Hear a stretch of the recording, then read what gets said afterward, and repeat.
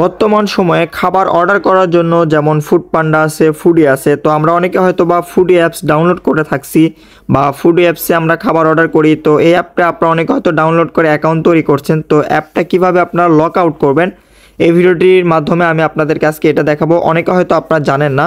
তো foodie apps lock out করার জন্য প্রথমে আপনাদেরকে ফুডি অ্যাপসে ক্লিক করতে হবে। ক্লিক করার পর আপনাদের সামনে এরকম চলে আসবে। তারপর এখান থেকে আপনার যে কাজটি করবেন, ওপরে 3টা থ্রি ডট মেনু দেখতে পারবেন, এখানে ক্লিক করবেন। তারপর একবার নিচে দেখতে পারবেন আপনাদের হচ্ছে লক আউট। এই লক আউটের উপর জাস্ট একটা ক্লিক করে দিবেন। ক্লিক করে দেওয়ার পর জাস্ট আপনারা এখান থেকে জাস্ট একটা টাচ করে দিবেন, তাহলে কিন্তু আপনাদের ফুডি অ্যাপটি লক আউট হয়ে যাবে। তো দেখতে পাচ্ছেন আমার এখানে কিন্তু অ্যাকাউন্ট তৈরি করা ছিল, এখান থেকে লক আউট হয়ে গেছে। তো আপনারাও কিন্তু চাইলে এখান থেকে লক আউট করতে পারবেন। আবার যদি চান আমি অ্যাকাউন্ট অ্যাড করব, তার ক্ষেত্রে এখানে লক আউটের উপর ক্লিক করে এখান থেকে গুগল অ্যাকাউন্ট একটি দিয়ে দেবেন, তাহলে আপনাদের কাজ শেষ। তাহলে আবার আপনাদের ফুডি অ্যাপে অ্যাকাউন্ট তৈরি হয়ে যাবে। তো এইভাবে আপনারা ফুডি অ্যাপ লক আউটও করতে পারবেন, আবার অথবা লগইনও করতে পারবেন। আমি আপনাদেরকে দুইটা প্রসেসই খুব সহজে দেখিয়ে দিলাম। তো ভিউয়ার্স, আজকের ভিডিওটি এই পর্যন্ত। ভিডিওটি কেমন হয়েছে অবশ্যই কমেন্ট করে জানাবেন। আমাদের চ্যানেল নতুন হলে অবশ্যই চ্যানেলটি সাবস্ক্রাইব করে রাখবেন।